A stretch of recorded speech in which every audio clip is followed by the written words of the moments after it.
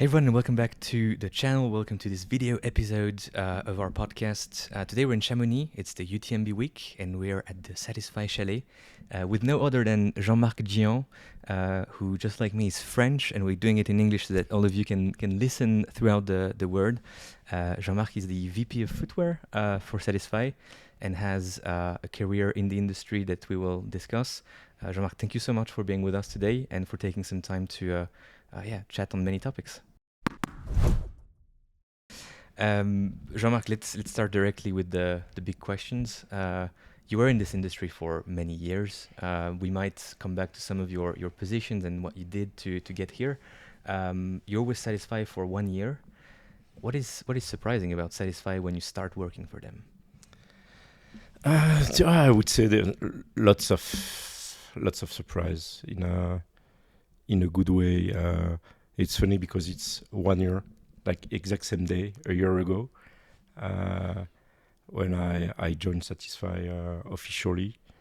It's funny because I was parking outside of the base camp, and then when I arrived, I saw a herd of people all wearing some interesting shirts and black things and so on. And then I was speaking with Brice and reflecting on the people. They had a LSD run for the UTMB, and the big surprise was half of the people were wearing Satisfy, and half of the people were dressed as Satisfy.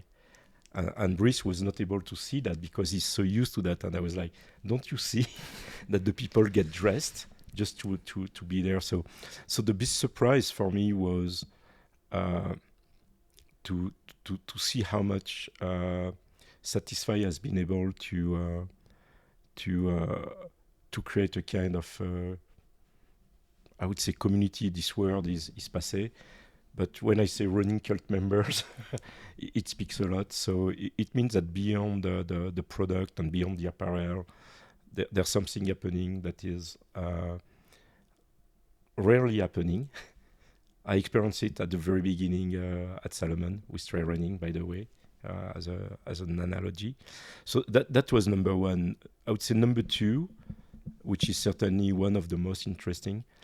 In the industry, I had always worked with a kind of organization and leadership that is either a CEO or led by marketing or led by design, or most of the time by people coming from sales. I had never worked for a company and a brand that is led by a creative director. It's the pattern that you see in fashion. If you think of Hermès, Louis Vuitton, or Chanel, you always think about a creative director. So it means if you want to understand what Satisfy is bringing to the world and to the market, it's through the lens of the creative director. So if there's a discussion about a feature, if there's a discussion about the way to go to the market, it's always filtered by your creative directors. It means a creative mind that is deeply rooted into performance, curating the best, but always with a twist of what's the experience of the people and how crazy and how relevant could it be for himself, Brice, and for the people like him. So as simple as that. Maybe you could see that in skateboarding and snowboarding, but I had never seen that in the outdoor industry, I would say. And you mentioned that the first time you parked here outside of the chalet in Chamonix, you saw people dressed as Satisfy. What does it mean to be dressed as Satisfy? Because this is also, if there is a creative director and if there's a specific way of dressing, maybe you can explain what you saw the first time. Because now I guess that you will slowly also become like Brice and get accustomed to seeing this thing. But the first time you saw it, what did you think? I saw people that were really paying a lot of attention to the silhouette, meaning that most of the time they didn't find in the current offer or silhouette the thing that really means who they are. Yeah. It means that most of the time, if you are playing tennis or if you do running, you are forced to dress in a way that are the standards of the industry or the standards of the silhouette. By the way, I play racket sports, and I've never dressed myself as someone playing racket sports. Or if I play team sports, I'm like, why do the people always dress like a rugby player? Or I don't. So this, I would say, this frustration that created the brand at the very beginning 10 years ago, which was like, I love running, but I can't go running this way. And when I say I mean Brice. I think he did it for himself, and then he was surprised to see that more people were thinking the way, or maybe not experiencing it as much as he was, but then seeing it, they were like, this is who I am. Mm.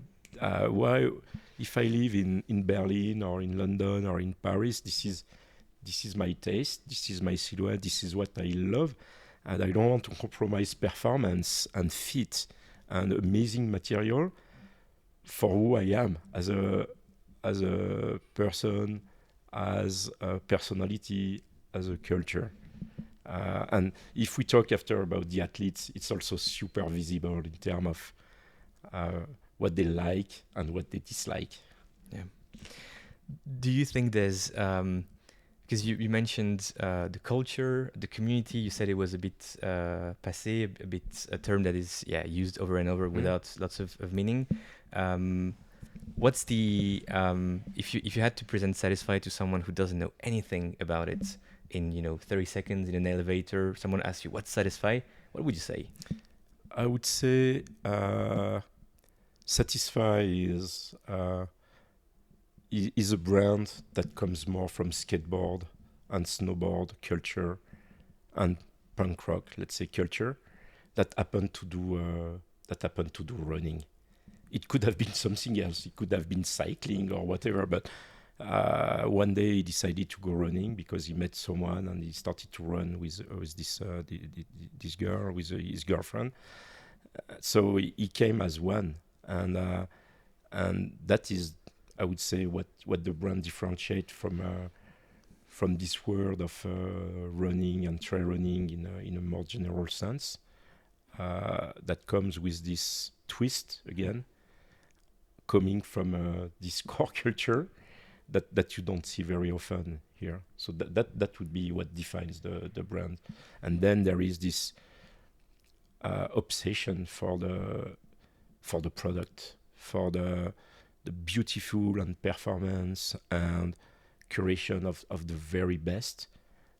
Just like when you listen to some music, you can define your taste and what you like and as an obsession, I would say. Two questions. The first one is, when you're doing for many years something disconnected from, let's say, the product itself, touching, making decisions, taking decisions. Like you said, you were doing HR, managing people at a very high level, but still it's managing people. Is it easy to go back to doing the core? In a way, yes, because I've always been passionate with it.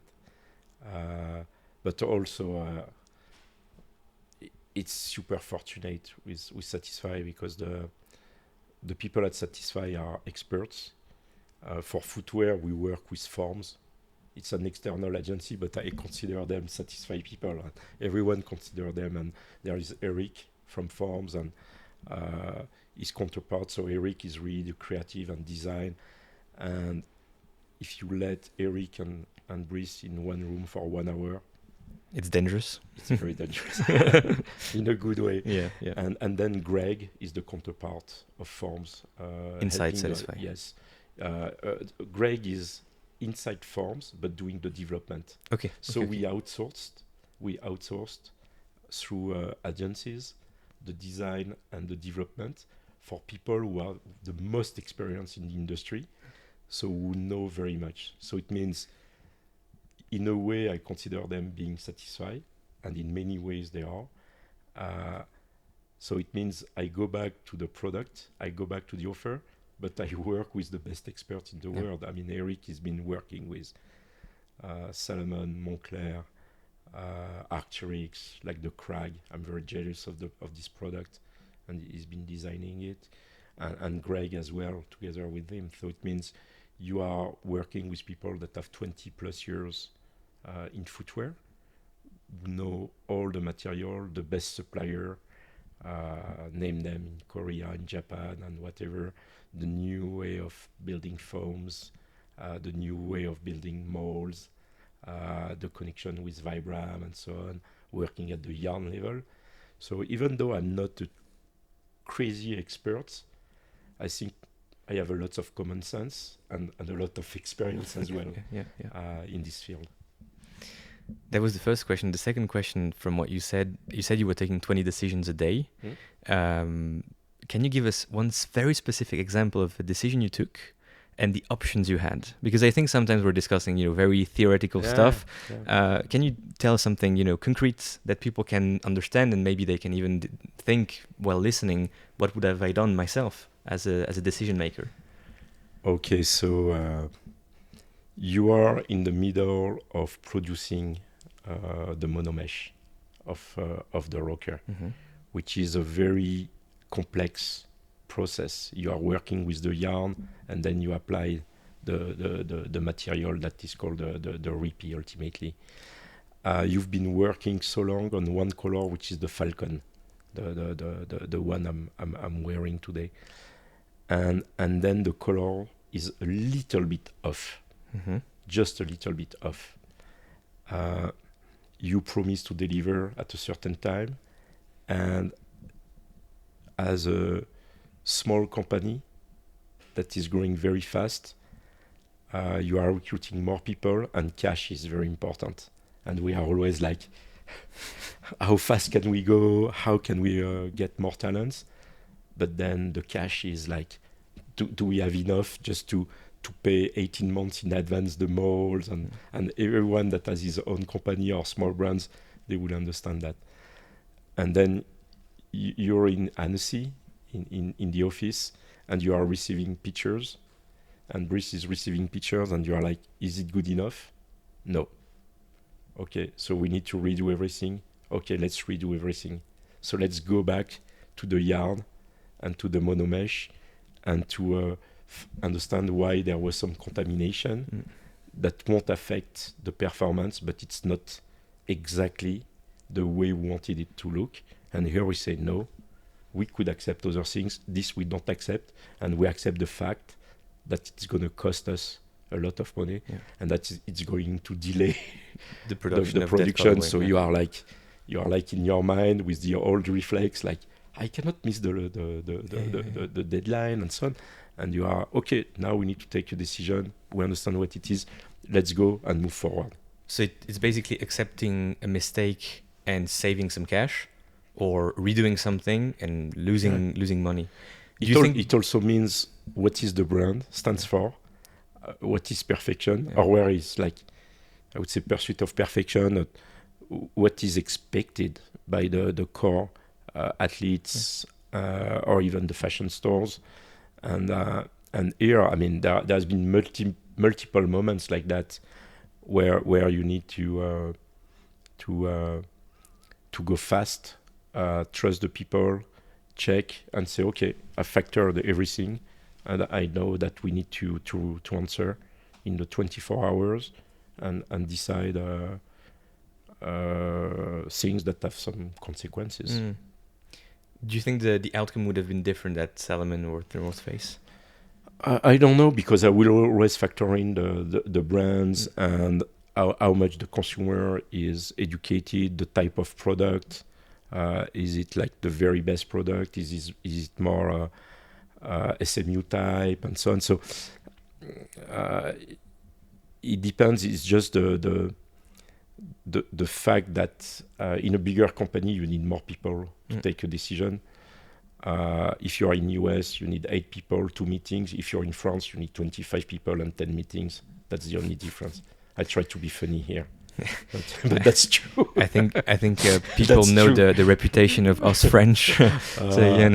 Being French, I have the right to compare sometimes the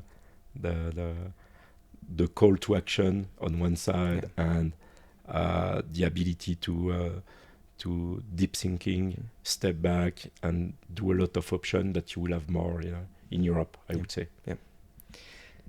Would you qualify your job as being stressful because of everything you have on your plate and all the impact it can have? You said it yourself, it's a startup, it's a small company. Cash is king, especially with smaller businesses.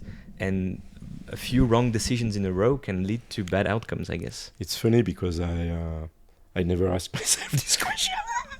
Sorry, I'm like, is it stressful? I'm canceling the No, question. no. What I mean is, I think I have the chance to have a passion as a work. I don't feel like working. I'm not doing it for the money, not at all. So I like it, and I'm getting older, so I could choose something more as a corporate job or join another big corporate company in Europe. And by the way, they always call me, and no, I don't find it stressful because I like it. I'm super motivated. I'm learning. I'm learning a lot because I thought that going from Salomon in France to North Face and then based in Denver, Boulder, was a big gap. And then ultimately it was almost the same. It was different, but the same. But here the gap is much more different. Even if it's a small brand, it's such an influential brand. It's such a brand that is rooted into fashion at the start, starting with the Paris Fashion Week and Colette with one single ID, and then moved into performance. And so I'm learning a complete different world and codes and having like showrooms and be doing some of the trade shows for sports, but also the trade shows and the Paris Fashion Week. And so where, once again, the experience and the packaging and the stickers and everything and the shoe covers are as important as the product itself. And the product we need to nail it and so on. So I don't find it stressful because I know that I'm useful and I love it. So I'm gifted of, having kids. My stress was, will they find a passion? And for all parents, it's like, did we do all the things so that they find their own way and their own passion? And that's the stressful part, I would say. And I would say, I don't know if you feel the same watching, but your passion is contagious. Hopefully you can feel what I feel now, and I think we share to a certain extent the same passion, or at least some of it. I hope but so. I really love hearing what you say. It's inspiring to hear that you can find a job where it's not a job. Yeah. I'm very lucky to feel the same on a daily basis, Thanks. doing different things. So it's very contagious and very nice to hear. Thank you. And I also feel that Satisfy is keeping me young in a way, like being curious and learning and challenging. And Brice is very demanding. I'm telling a lot Brice because this is his brand. He founded it. Antoine is the CEO and is outstanding, and they are so different and complementary. And Antoine is helping us to put a lot of structure in the business. But Brice has so high standards, and not the same standards. When I say the same standards, it comes from a place where if I go to a nice, beautiful store from the sport industry, I will feel proud, and he will show me how bad it is. And when I say bad, it's bad. Because his standards come from Acne, from some fashion brands where for him sometimes it's painful to see that the product is not merchandised in a perfect way, that the story is not told the same way, that Salomon paid for visual merchandising and the store is putting their own product on it or a different brand. And so he needs to adapt, but he won't. So do you think? Sorry, I'm interrupting. But do you think that Satisfy helped uplift the retail market to a certain extent? Because now we're seeing shops, specialty shops in Brussels where we have our offices. Handshake is a new store with very high standards. Distance in Paris, the Loop in Austin. These stores, 14, exactly. Renegade, Yeah. even Alpenglow in Tao Yeah. is stepping up, Brandan and so on, or Canoe Club in Boulder. Do you think that would have happened without Satisfy, or is it a general kind of upgrade of the market because the standards are moving up? It's difficult to say. I think the trend is there. It's multifaceted, I would say. The one thing that is true is fashion has embraced sport, and it's crazy how it happened. Yeah. And some of the bigger brands they understood it, like Nike did a wonderful job to merge sport and culture and fashion. And if I think about soccer or tennis or basketball, I mean, this is you don't know. Sometimes it's so much merging in some collabs and so on. So now, sport being trendy for fashion brand is mainstream. Now there are some names also that were given to the outdoor trends, and Salomon has done an outstanding job in sport style to take some of the. I remember we were saying performance is lifestyle. One day we said running is the next lifestyle, and then we put in front trail running is the next lifestyle. So it happened really with the XT6 and so on. But what I mean by that, I think Satisfy is a catalyst for that, because some people, they had this inside, but they didn't know that there were other people more, and also the stores are seeing that. The gap is maybe smaller, but the sport industry needs to learn from the fashion industry at the store level and the consumer experience level, because the standards are much higher.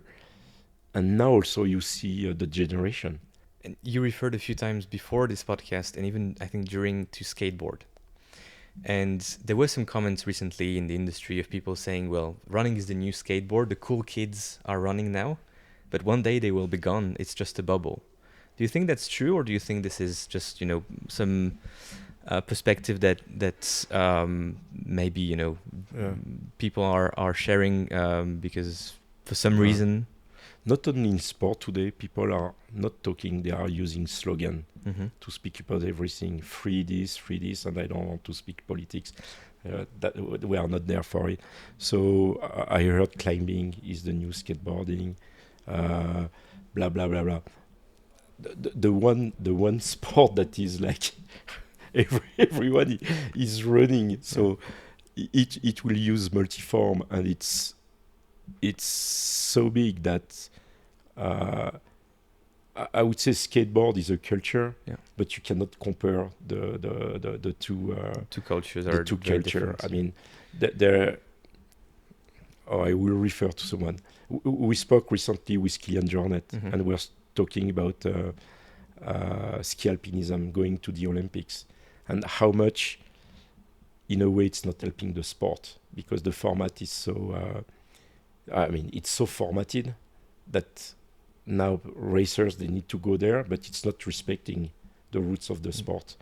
And then I asked him, do you think the same thing will happen to trail running and running? And the answer was no, because there are so many niche inside running. You can choose to go vertical K, sky running, trail running, road running, semi, 5K, do your FKT, do your Strava stuff, your Rona stuff, or whatever, for fitness. So there are so many motivation that for me it's not a bubble. It's really the start of a movement. And the same question I had for trail running 20 years ago, when people did not believe in trail running, or is it a fad, or running in the mountains. No one. It's funny to say that right now, but you needed a little bit of people seeing a little bit further away to convince. 20 years ago we say we are in a mission. I think it's almost the same. What's happening? And I think, I mean, what you're saying is also we can witness it not necessarily right in front of the Satisfy Chalet, but here in Chamonix, these past years have been very different year after year, and I think we're not even ready for what's coming in the future. So, yeah, I mean, I agree that it's not a bubble, but I wanted to have your take. Yeah. Jean-Marc, you're a man of Grenoble, and we have the Grenoble Green, the rocker in front of us. First of all, who of you or Bryce decided it would be the Grenoble Green colorway? Brice, 100%. Okay. But it was also a funny way because being from Grenoble, we all went to the Chartreuse monastery. Everyone knows Chartreuse. I think in the US, thanks to Tarantino, everyone knows Chartreuse. So it became a fun way of coming with this green color and calling the Grenoble Green in reference to our history at Grenoble and in the Chartreuse. And every kid, when we were all forced to go one morning, a Wednesday, to visit the Chartreuse monastery. And I remember I was 9 or 10 years old, and we had a sugar in the Chartreuse at 9, 10 years old, which would be impossible now. So it was in the late 70s, early 80s. But it's so funny because Chartreuse is really part of, I would say, the common mindset for people from Grenoble. And so this shoe, the Satisfy the Rocker, is in front of us. You can probably see it on your screen right now. Jean-Marc, when you see this product, what makes you proud about it? I would say the first thing is, as a first shoe, it's really good. Yeah, it's really good, and I'm not saying that. Obviously, I'm not objective when I say that, but that's what people tell us, and usually, when you're an apparel company and when it's your first shoe, it's poor. Yes, we know some other examples. Yeah, and it's not a matter of means, because like big brands, sometimes it's difficult to do footwear, and most of the time they don't come back to their DNA or to their roots in order to create. This is why at first I was not a huge fan of some of the Arc'teryx, even if I built the first collection for Arc'teryx. But when they understood their roots, and when the Crag was made by Eric from Ford, by the way, I was like, wow, they really get it. They get it. So I feel proud because the shoe fits. The shoe is great and really represents what Satisfy is. So it's really the curation of the best. The people from Vibram were here at the base camp yesterday, and we celebrated all the craziness and the sometimes hot communication we had, because they are used to chevron, they are used to the traditional lug pattern on a shoe, and when it comes with tune lugs, with circular lugs, the first thing was, it's not gonna work, it's not gonna grip, and then it performed, and that's really a point of difference on the shoe. It's really outstanding in terms of grip. And yes, Vibram and light base is great, but the geometry and the attention to detail, and each lug has been designed individually. So it means the length of the lugs are this way here, a little bit less on the peripheral. So this, and then the foam we use. Lots of brands are using a blend of Piba and EVA, but we created our own. And then we started with 3D aluminum molds, and then it's beautiful. When you go in production, usually you are using steel because it's more productive and less expensive. We say, okay, now we need to keep aluminum molds, 3D aluminum molds for production, so that the blend is perfect, but also all the details are outstanding.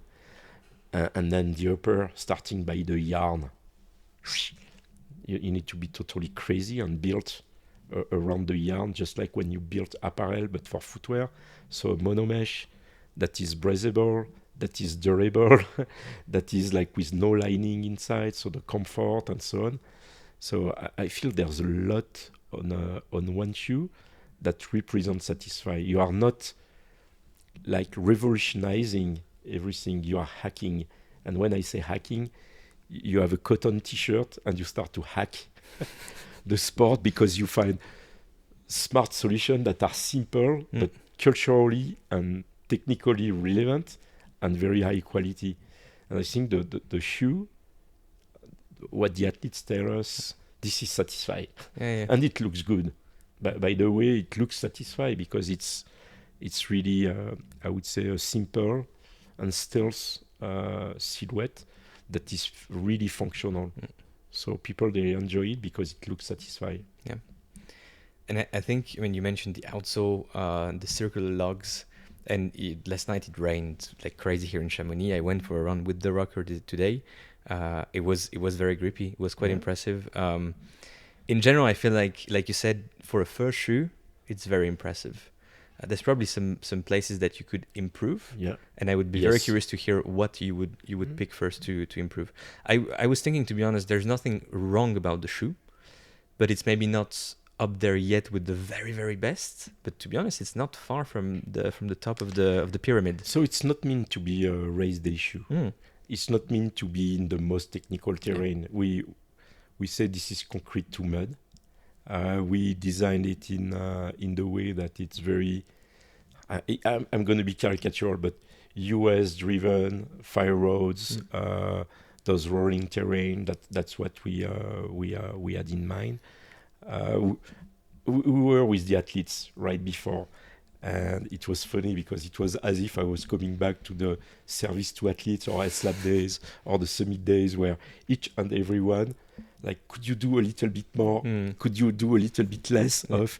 So it's funny, they were all asking, could you make for instance, a more racing version of this? That was not the intent. Now I'm very pleased because a lot of our athletes are using the shoe for some race, and we are also fortunate that it's raining, and they tried a lot of things, but they love the way it performs on muds and rocky terrain and wet rocks, so they feel confident in it. Once again, being in a smaller brand, all the small things that we will want to improve and modify, we'll do it. Sometimes it will be small changes, sometimes it will be new version, and sometimes it will be a new version, completely new product. Because this is one shoe, we consider that it can cover 90% of the practice.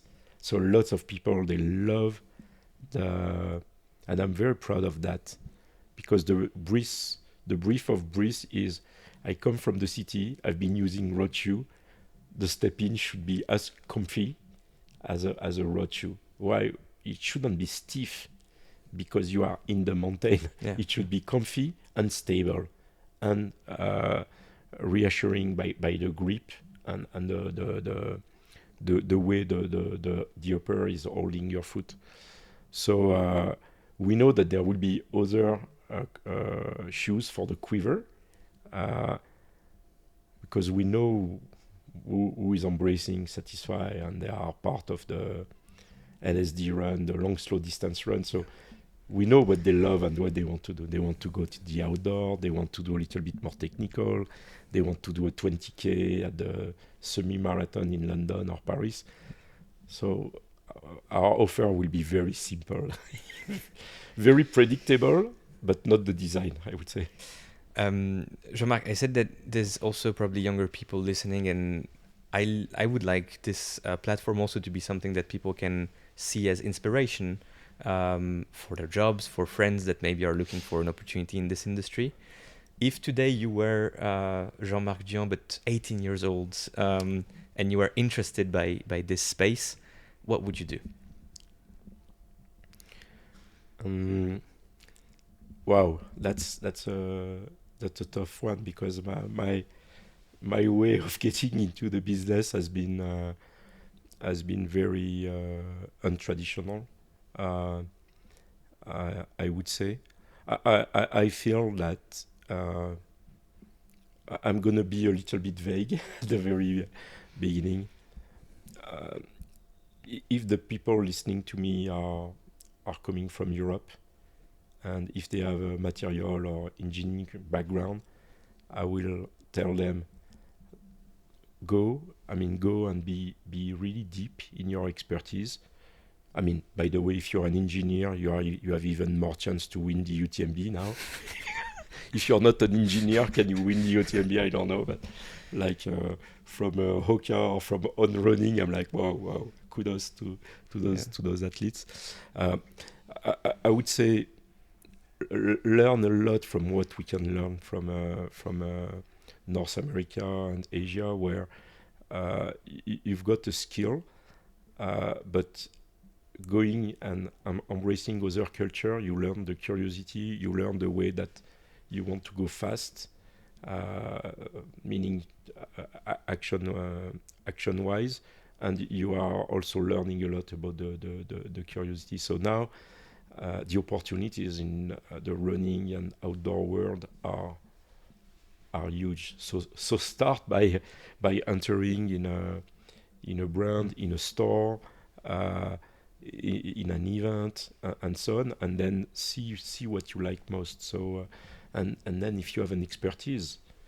which is event management or sports management or marketing or design or development or engineering and material, it would be a great plus. But don't underestimate the fact that you need to inspire people to tell story and have this curiosity of listening to the athletes, and not only listening to the athletes, but also look at the people with a step back, like what I mentioned to you, looking at the people being part of the LSD and seeing, what's happening.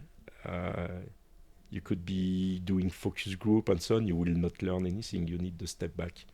So it's kind of vague, but I would say the opportunity in this industry are now much bigger, and there are some chapters about doing better product that are more durable. And when I say durable, is lasting longer, but also produced in a way that would be even better. And we are just at the start, so there are many things that are happening in Lausanne at EPFL.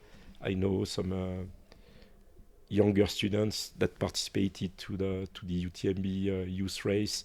They are material engineers and they want to work in industry, and they came here, they went for a run, they visited the showroom here, they started to connect with the people of the industry. I'm like, wow, that's very impressive. That's very impressive. Yeah. And if you have someone joining Satisfy in your team, a younger person, what would you learn or teach them at first? It doesn't have to be very technical, but what experience you would like to share with someone who's joining your team to help them, to make them a better coworker, person? I would say first, people joining Satisfy, they need to have this knowledge about the sport and the culture, the sport and the culture. So we just recruited someone. We work on performance product. He was playing basketball. He's a sneaker freaker, and he's been working also on sports style. So he is understanding this. Now, what I try to learn to the people is, I don't believe in hype. I believe in discipline. Even if I'm creative and not the most disciplined person, you are working in an industry where there are milestones, where there are things that needs to be delivered, and that's very important. So on one side, embracing the sports, embracing the communities, learning from not like meetings and office, but really learning from the ground and from the people that are elevating and changing the sports. You need to go to Ravenel and work on the floor. You need to connect with athletes and finishers. You need to be there. And connecting is also sometimes looking at them, being at the aid station and seeing what they do, what they wear, talking with, and so on. And that's the most important, that after you can translate into your work. most of the big brands become so smart that they totally disconnect with the reality. Yeah. And I don't want to speak about the swoosh and so on, but when you start to be so much into optimizing your range and your inline and put everything on merchandising, and you forget that the core of your brands is about creating, about innovating, about having always an edge and being always in advance of the trend, it's so important to connect with the reality and with the sport and the creative minds. And whatever your job is, it can be logistics. I mean, the new guys like at Satisfy, they install me an app where I can track the containers. I tell them, and you connect directly with the people, and it's my new Instagram. So every morning, so you can also learn from who are digital natives, app and the way of doing the logistic, the same way that you are building a product. Last question, Jean-Marc, for you. Is there anything that on social media, in newspapers, in general in the world you like to look at in order to get inspiration for your job or just as a person? I'm going to be not very humble, but I was telling when I was working at Salomon, I was saying, internet has been created for me because my way of processing and creating is to get as many info as I can and to filter from this info. So I must have a world record on the people and the brands I follow on Instagram. People make fun of me, and sometimes I know the maximum I can get, so I need to delete some people in order. So I would say my way of processing is to do already a filter on all the different industry. So do you have many tabs open on your browser at the same time? Oh yeah, a lot, and I have so many folders, including on Instagram. I have so many different folders. Ones are like the most influential magazines, then the brands I love, then I will have carbon plated shoes. We'll have Paris Fashion Week, and we'll have like so many things. My best book, best shoes in the world, the new innovation that I like the most. So I follow this. This is my process. It's not always healthy, I would say. Jean-Marc, thank you so much. I think we could go on and on and on. Yeah. We need to stop at some point, but it was, again, I think refreshing, also very insightful. Thank you for your time, and good luck, because I think many people follow Satisfy as a brand. They should probably go out and try the shoe, try the apparel. Try it. It's really it's really great, especially when you run in it. It's even better than the instant fit. And I would say even try the apparel, the shoe, but maybe even first try the community, the LSD runs. Yeah. It's part of the... it's growing. Part of it. Yes. Yeah. Thank you so much. Merci, Jean. You're welcome. Thank you.